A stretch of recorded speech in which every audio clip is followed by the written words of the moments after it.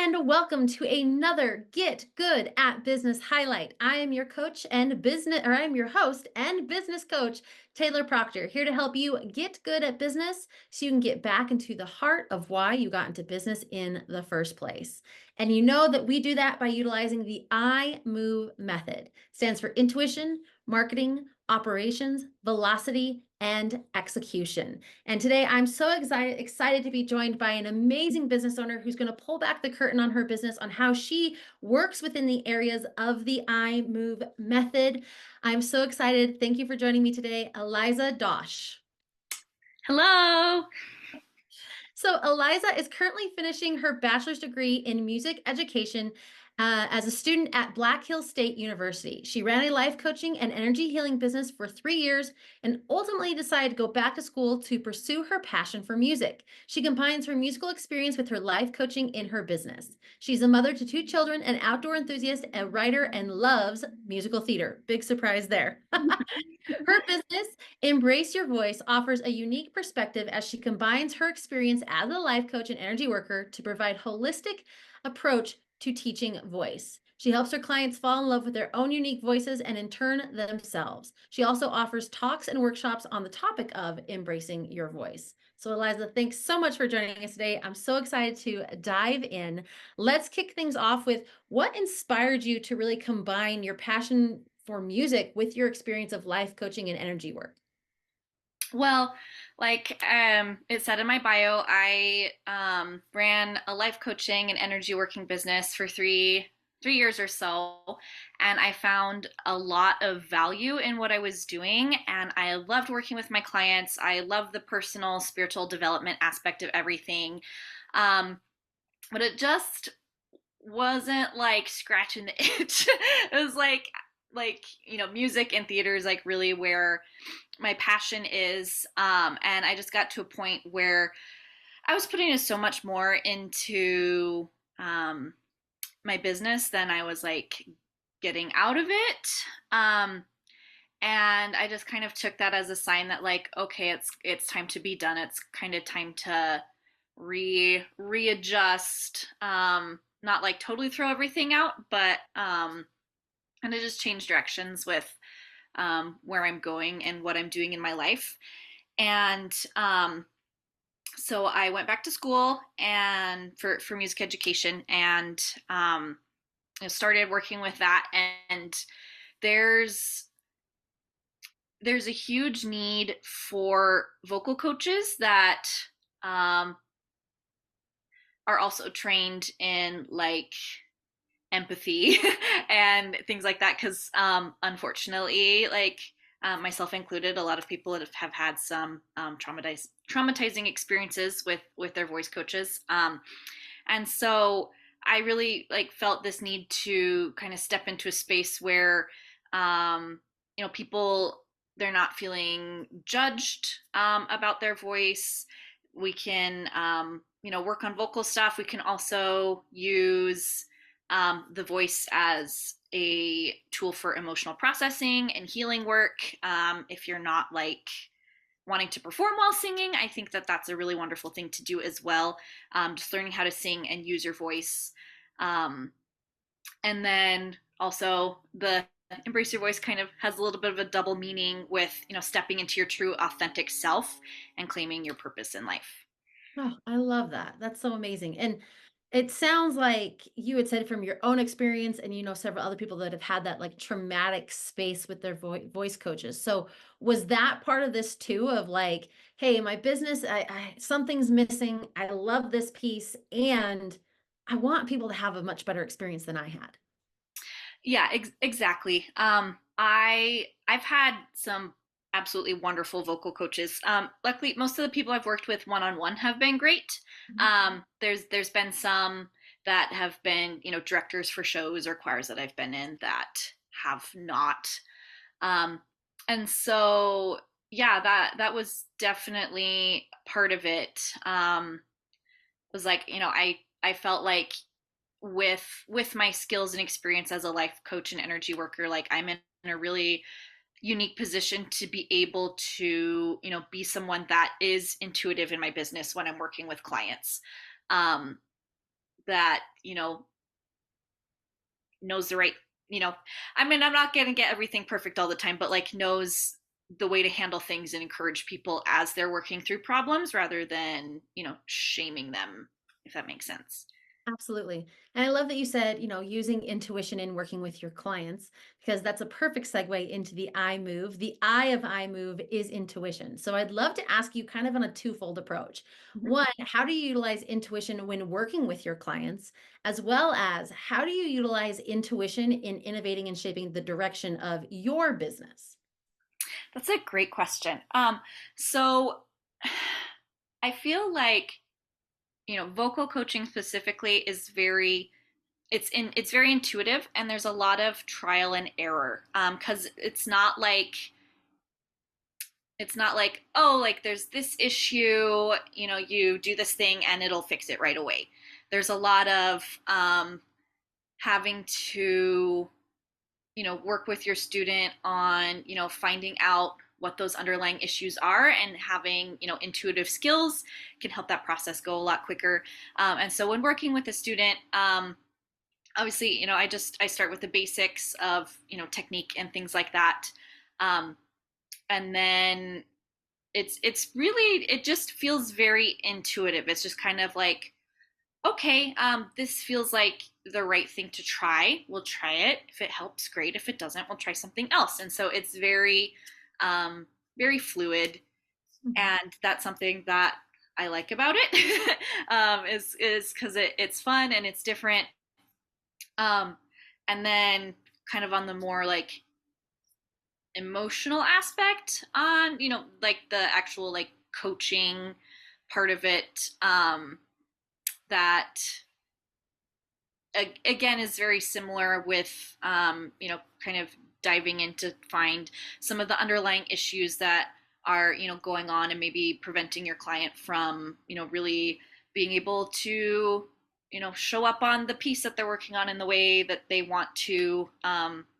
Because, mentally, that's, sorry, where was I going with this? Mentally, like mental blocks are kind of the greatest inhibitor to students. I've found they like think they can't do it, and then they can't. And so, working through them with that to get to the other side. And again, using a very intuitive process to do so. Um, and then the aspect of running the business, that was the other part of the question, right?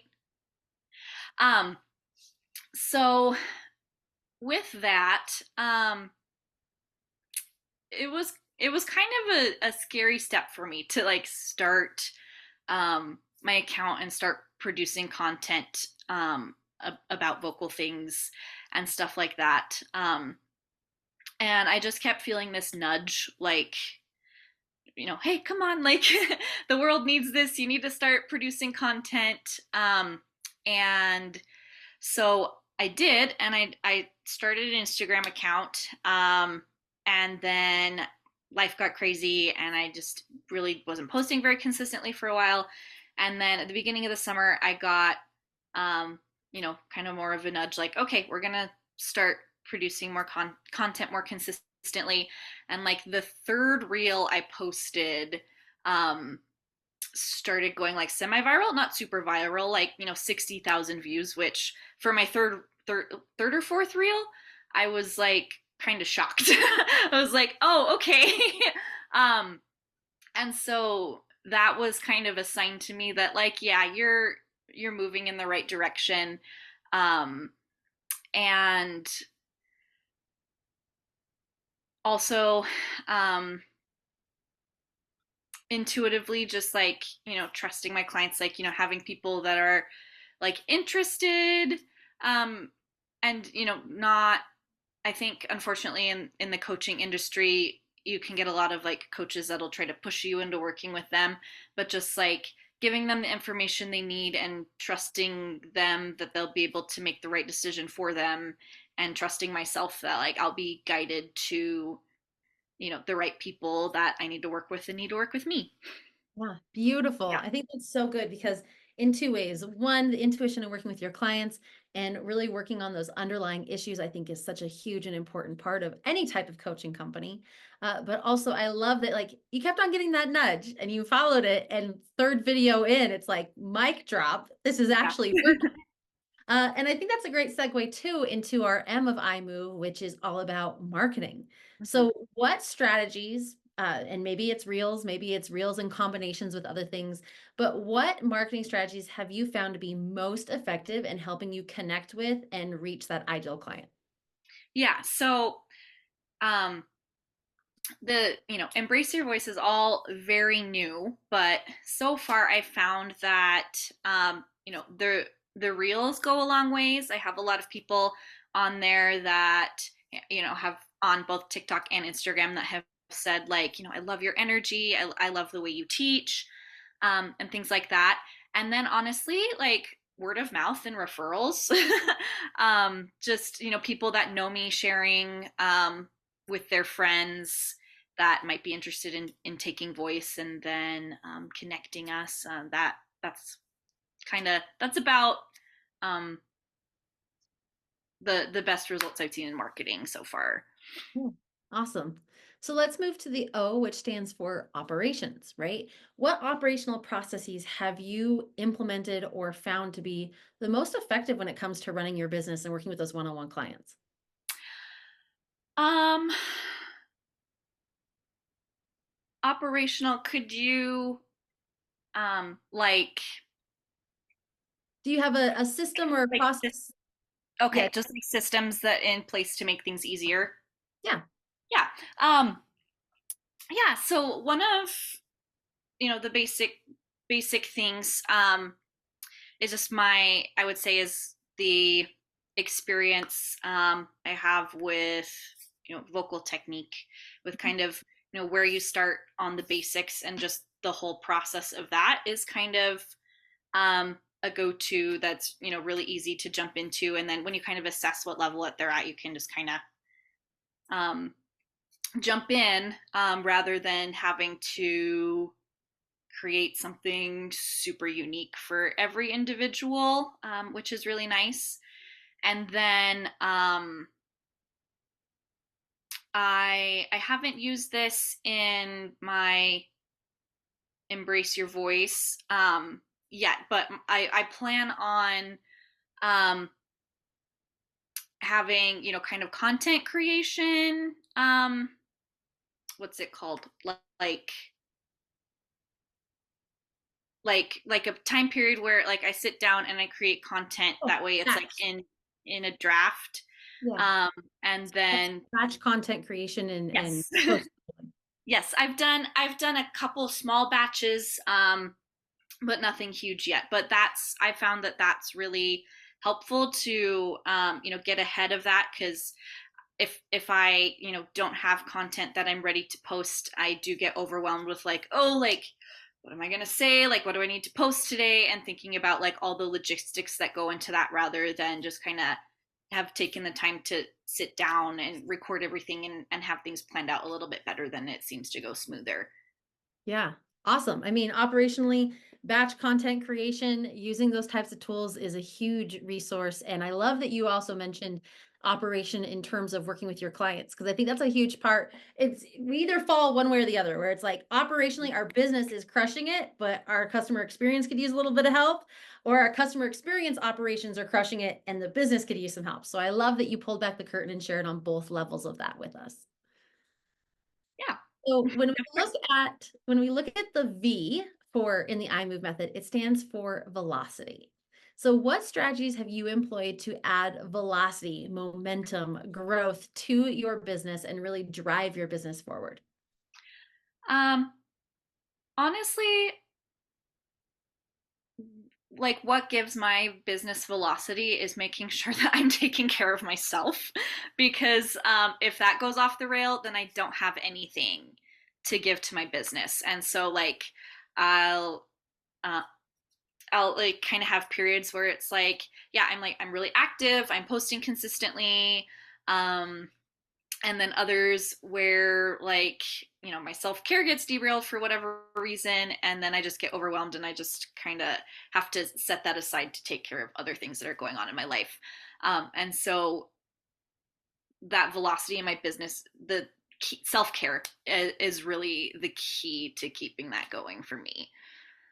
I love that. The correlation between self-care and business velocity is so huge, and not very many people recognize that. So I love that you're like, yeah, that's what's giving me velocity is taking care of myself. So needed.